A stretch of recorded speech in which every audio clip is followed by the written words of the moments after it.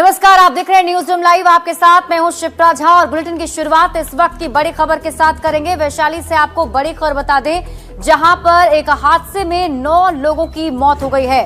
जानकारी के मुताबिक आपको बता दें, ये सभी कांवरिया डीजे ट्रॉली पर सवार होकर पहलेजा घाट जाने के लिए निकले थे, लेकिन उससे पहले ही हादसे का शिकार हो गए। घटना औद्योगिक थाना क्षेत्र के सुल्तानपुर गांव की है। ट्रॉली पर सवार होकर सभी लोग पहलेजा घाट जा रहे थे और इसी दौरान हाई वोल्टेज तार की चपेट में डीजे ट्रॉली का हॉर्न आ गया था, जिससे आग लग गई और 9 लोग जिंदा ही जल गए। घटना के बाद मौके पर अफरा तफरी मच गई है। मरने वालों में 5 सुल्तानपुर गांव के जबकि 4 नगर थाना क्षेत्र के जडुआ बढ़ई टोला के रहने वाले थे। ग्रामीणों ने बिजली विभाग पर लापरवाही का आरोप लगाया है।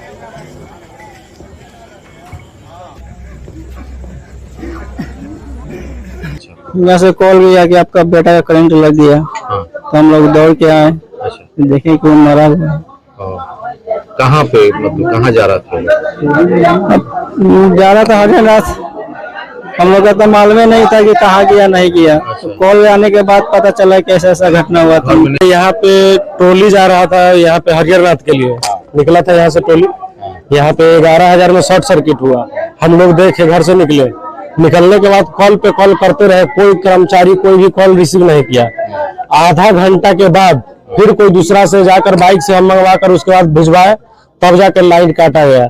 ट्रॉली पे लगभग तो बहुत लोग थे, लेकिन फिलहाल 8 लोग थे जो सफाई एकदम ऑन स्पॉट। उसको हम लोग बचाने की कोशिश करके भी चाहते हुए भी नहीं बचा पाए।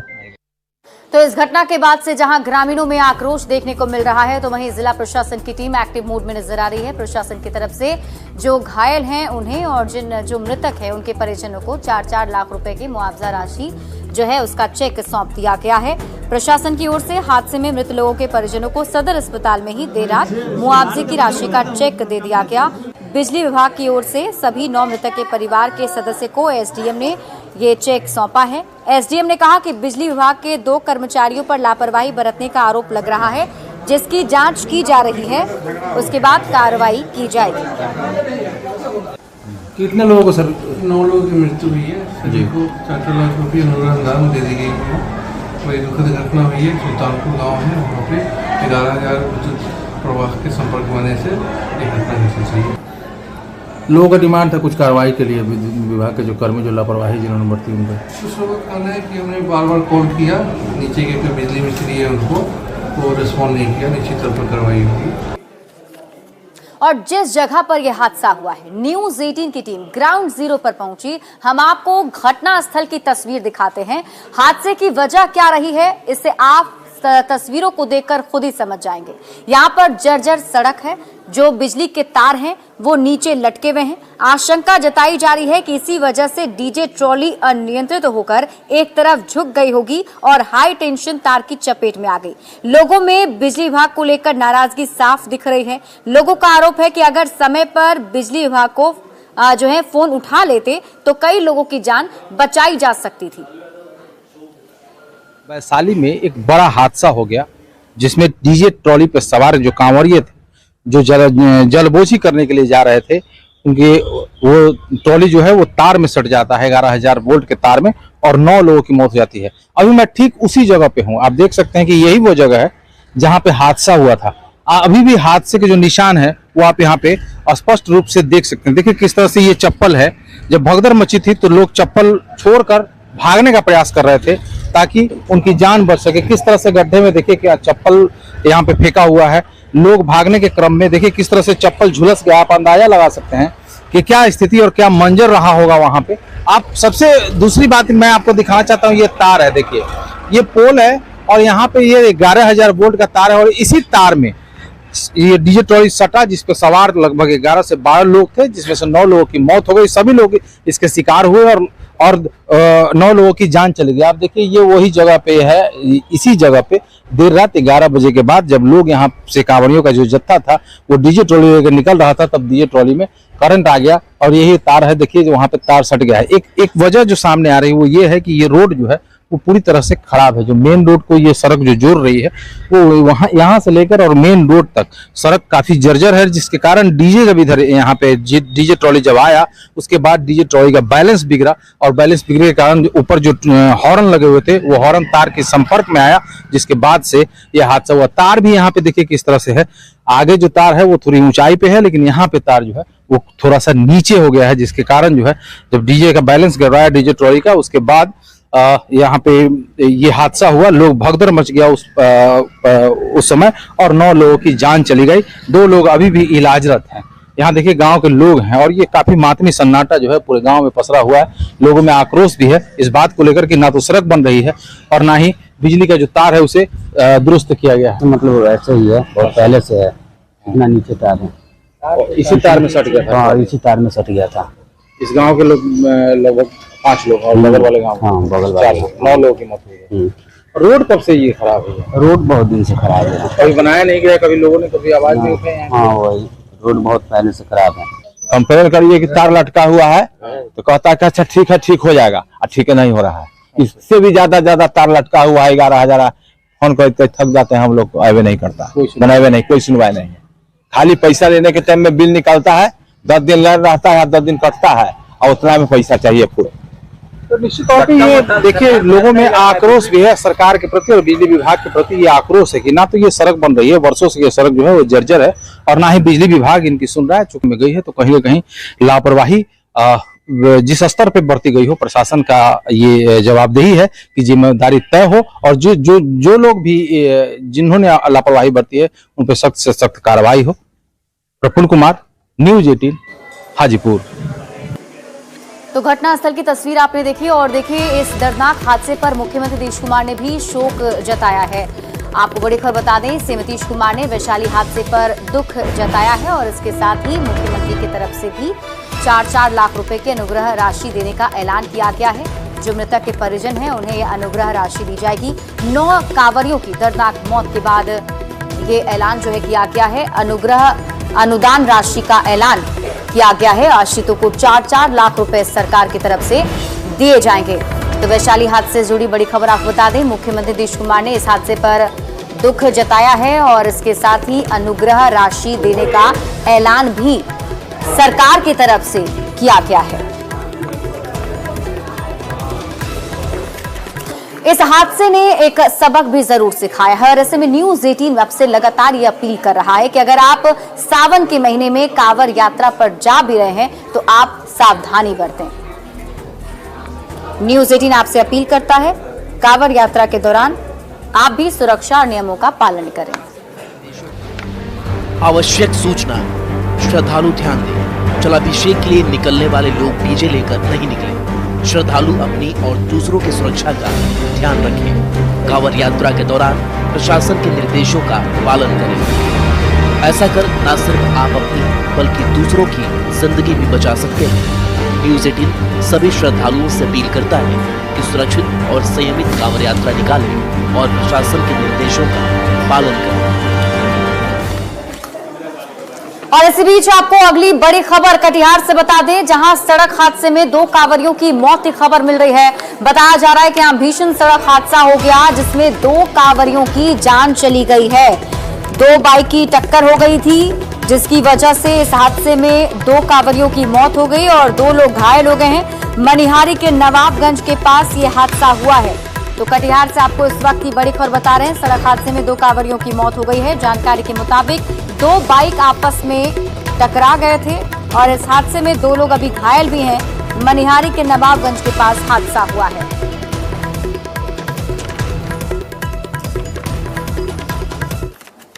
और अगली खबर आपको बता दें, रोहतास के लोग जो हैं वो सोन नदी में फंसे हुए हैं। बताया जा रहा है कि कुछ लोग जो पशुपालक हैं वो वहां पर मौजूद थे और ऐसे में अचानक सोन नदी का जलस्तर बढ़ गया जिसकी वजह से एक टीला पर ये सभी लोग जो हैं फंस गए हैं। हालांकि एसडीआरएफ की टीम को जैसे ही जानकारी मिली, टीम मौके पर पहुंची और रेस्क्यू ऑपरेशन चलाया गया। अब तक बताया जा रहा है कि कई सारे लोगों को बाहर निकाल लिया गया है। बिहार के रोहतास के चुटिया के अलावा झारखंड के गढ़वा के केतार के भी कुछ लोग यहाँ फंसे हुए हैं। 40 लोगों के फंसे होने की बात कही जा रही थी जिसमें 3 या 4 लोगों के फंसने की अभी भी सूचना है। मतलब ये कि 40 में से लगभग ज्यादातर लोगों को निकाल लिया गया है, 3-4 लोग अभी भी फंसे हुए हैं। न्यूज 18 संवाददाता अजीत सिन्हा अधिक जानकारी के साथ जुड़ गए। अजीत, क्या है ताजा अपडेट? क्या रेस्क्यू ऑपरेशन कंप्लीट हो चुका है? सभी लोगों को सुरक्षित निकाल लिया गया? लगभग सभी जो फंसे हुए बालक थे उनका रेस्क्यू कर दिया गया है। सभी लोग हैं उन लोगों को भी लगभग निकाल लिया गया है और एसडीआरएफ की टीम जो है अब आस-पास जिला है उसका जायजा ले रही है कि आखिर और भी कहीं तो किले लोग फंसे हुए नहीं है, क्योंकि कुछ मवेशी अभी वहाँ है और ग्रामीण का कहना है कि हमारे मवेशियों को भी वहाँ से निकाला जाए, तो इसको लेकर बातचीत चल रही है। कई मवेशी फंसे होने की बात है।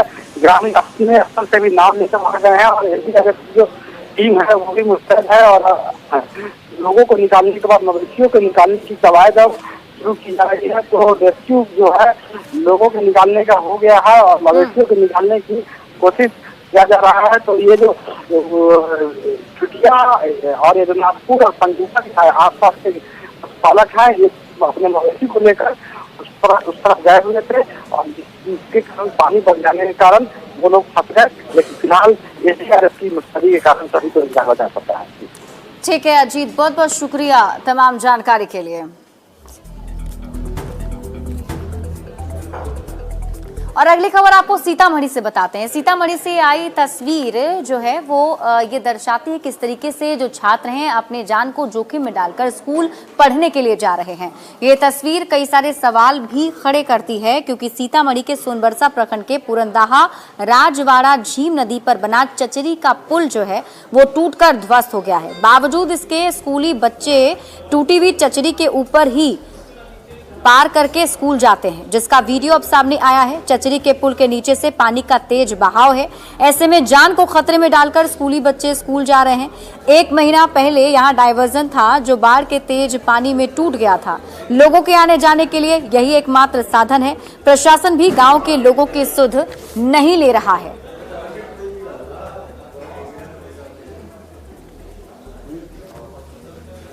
और ये तस्वीर हम आपको दिखा रहे हैं सीतामढ़ी के सोनबरसा की अभी तस्वीर देख रहे हैं। इसमें आप खुद देख सकते हैं किस तरीके से नीचे जो नदी है उसके ऊपर ये चचरी का पुल बना हुआ है। और देखिए कैसे जो छात्र हैं, स्कूली छात्र, ये अपने जान को जोखिम में डालकर स्कूल को पार करते हैं। दरअसल कुछ दिन पहले यहाँ पर एक पुल का डायवर्जन टूट गया था और उसके बाद से चचरी पुल ही लोगों के लिए सहारा बना है। इस नदी को पार करना, एक जगह से दूसरे छोर पर जाना इस चचरी पुल के सहारे ही होता है।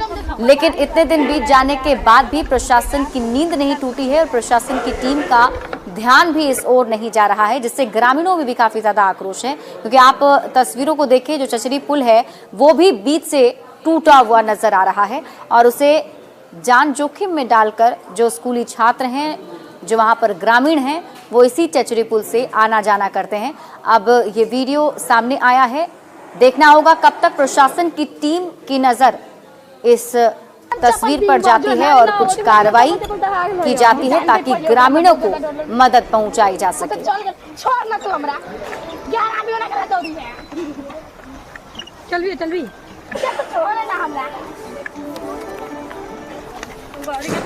और देखिए बिहार में इन दिनों मानसून काफी ज्यादा सक्रिय हो गया है, बारिश काफी ज्यादा हो रही है और ऐसे में इसका असर अब अलग अलग जिलों में देखने को भी मिल रहा है। अगर हम बात करें राजधानी पटना की, तो पटना में भी एनआईटी घाट पर सभी जो गंगा घाट हैं उसका जल स्तर बढ़ा हुआ है। दूर दूर तक गंगा की लहरें नजर आ रही हैं। बावजूद इसके कुछ लोग हैं जो खतरों को दावत दे रहे हैं और स्टंट भी कर रहे हैं। हालांकि प्रशासन की टीम भी मुस्तैदी से तैनात है और एसडीआरएफ की टीम अलर्ट मोड पर है। जायजा लिया है न्यूज 18 संवाददाता विनीता मिश्रा ने। पटना सहित बिहार के कई जिलों में पिछले दिनों हुई झमाझम बारिश का असर ये है कि तमाम नदियों का जलस्तर लगातार बढ़ रहा है। सोन नदी उफान पर है और सोन नदी का जो जलस्तर बढ़ रहा है उसके कारण गंगा नदी का जलस्तर भी बढ़ता हुआ नजर आ रहा है। गंगा के तमाम घाटों पर जितने भी पटना में घाट हैं वहां की तस्वीर फिलहाल ऐसी ही नजर आ रही है। दूर दूर तक गंगा की लहरें यहां नजर आ रही है। बावजूद इसके लोग लापरवाही करते हुए नजर आ रहे हैं। ये जो तस्वीरें हैं एनआईटी घाट की हम आपको दिखा रहे हैं, जहां आपको पानी का जो बहाव है वो साफ तौर पर नजर आ रहा होगा और ये दर्शा भी रहा है कि जहां पर पानी का लेवल कम था, वहां भी पानी का लेवल ज्यादा हुआ है। यही वजह है कि वहां के जो छोटे छोटे पौधे हैं वो भी गंगा की धारा में बहते हुए दूर दूर तक नजर आ रहे हैं। बहुत तेज जो रफ्तार है गंगा की वो है, उसी वजह से प्रशासन की टीम भी अलर्ट है। एसडीआरएफ की टीम भी यहाँ मुस्तैदी से तैनात है, क्योंकि आज सोमवार का दिन है। सोमवार के दिन गंगा स्नान लोग करते हैं, कहीं कोई हादसा ना हो जाए, इस वजह से प्रशासन की टीम भी यहाँ मुस्तैदी से तैनात है। एसडीआरएफ की टीम यहाँ एनआईटी घाट पर अपनी टीम के साथ यहाँ मौजूद है और दूर दूर तक जो गंगा की लहरें हैं वो नजर आ रही है। लेकिन लोगों की लापरवाही भी देखिए।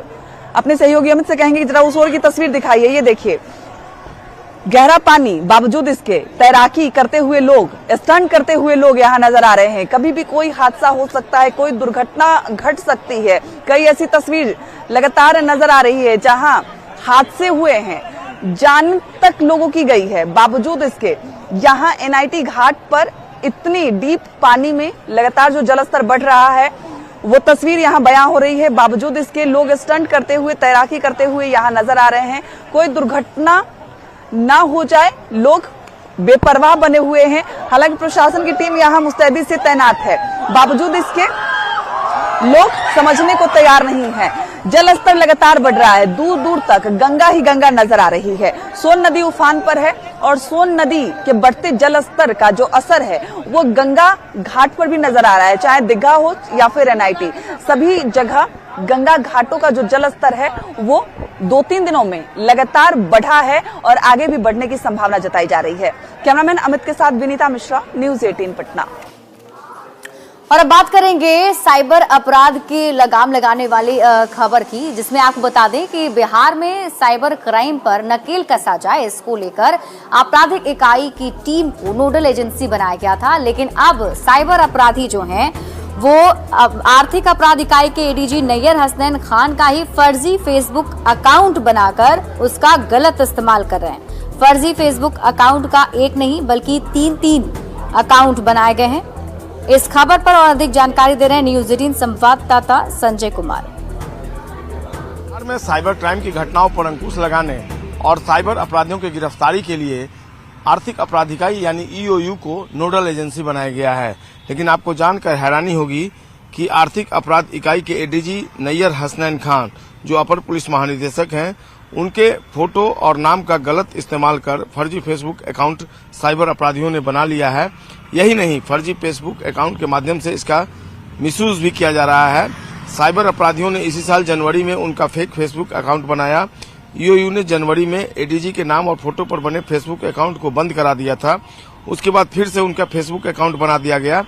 इसको लेकर जो आर्थिक अपराध इकाई के इंस्पेक्टर हैं, उनके बयान पर आर्थिक अपराध इकाई, जिसका अपना थाना है, वहां पर एफआईआर लॉन्च किया गया है। साइबर अपराधियों का सुराग लगाना शुरू कर दिया है। यही जो एफआईआर है, जिसकी कॉपी न्यूज़ 18 के पास मौजूद है, इसी एफआईआर में ये सारी चीजें जो है अंकित की गई हैं और इसमें जो तीनों एक्यूज्ड हैं उनके मोबाइल नंबर भी सामने आए हैं, जिसमें मासूम मेहदी भी है, लता मलिक भी है और दीपक कुमार भगत भी है।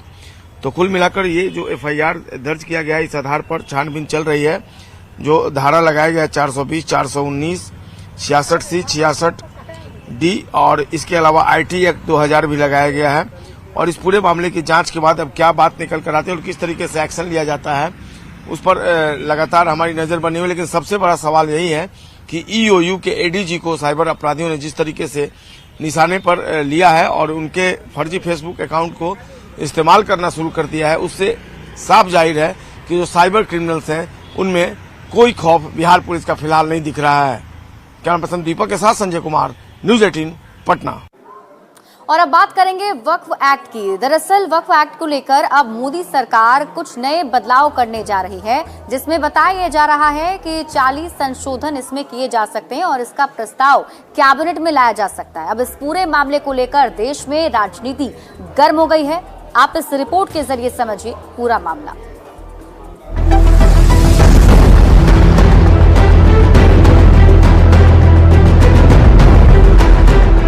5 अगस्त, जिस दिन राम मंदिर का भूमि पूजन हुआ, जिस दिन धारा 370 हटाने का बिल आया, उसी 5 अगस्त को वक्फ बोर्ड पर शिकंजा कसने की तैयारी हो रही है। दावा किया जा रहा है कि मोदी सरकार 5 अगस्त 2024 यानी सोमवार को वक्फ एक्ट में संशोधन से जुड़ा बिल संसद में पेश कर सकती है। सूत्रों के मुताबिक मोदी सरकार वक्फ एक्ट में बड़े संशोधन करने जा रही है। सूत्रों की अगर माने तो वक्फ एक्ट में करीब 40 संशोधन वाला बिल लाया जा सकता है। वक्फ बोर्ड ने जिन संपत्तियों पर दावा किया है उनका अनिवार्य रूप से सत्यापन किया जाएगा। साथ ही वक्फ बोर्ड की उन संपत्तियों का भी सत्यापन होगा जिनमें किसी भी तरह का कोई विवाद है। वक्फ बोर्ड एक्ट में संशोधन की खबरों के सामने आने के बाद अब इस पर सियासत भी तेज हो गई है। AIMIM नेता असदुद्दीन ओवैसी ने भी इस मुद्दे पर केंद्र सरकार पर हमला बोला और इसे वक्फ बोर्ड और उसकी संपत्तियों को खत्म करने की साजिश बता दिया। ये जो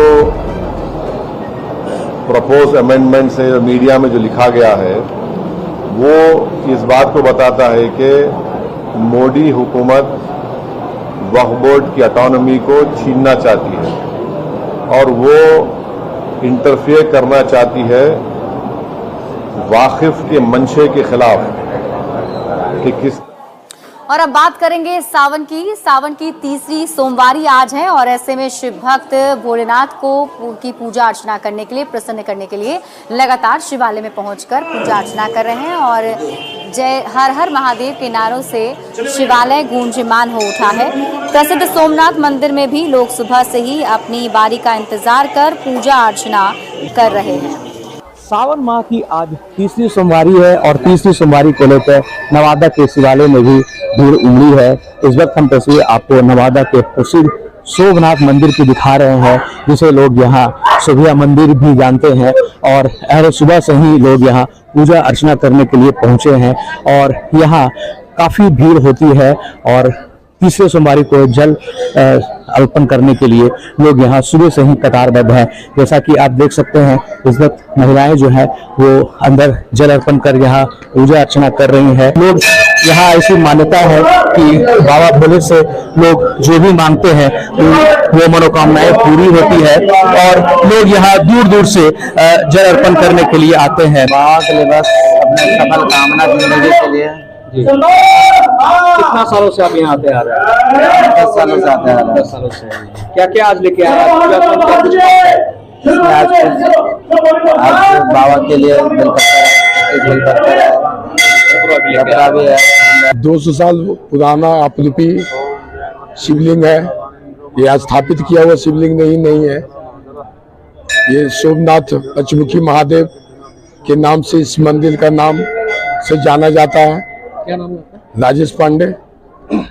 जैसा कि आपने सुना कि मंदिर के मुख्य पुजारी का यह कहना है कि यह अपरूपी शिवलिंग है और काफी पौराणिक है और बहुत ही इसका इतिहास जो है शानदार रहा है और लोग यहाँ पे लंबे समय से यहाँ पूजा अर्चना करने के लिए आते रहे हैं। तो आज शाम में यहाँ श्रृंगार आरती की जाएगी और जिसे देखने के लिए भी लोग दूर दूर से यहाँ आते हैं। अनिल विशाल, न्यूज़ 18 नवादा। और फिलहाल इस बुलेटिन में अभी के लिए बस इतना ही। आप देखते रहिए न्यूज़ 18 बिहार झारखंड।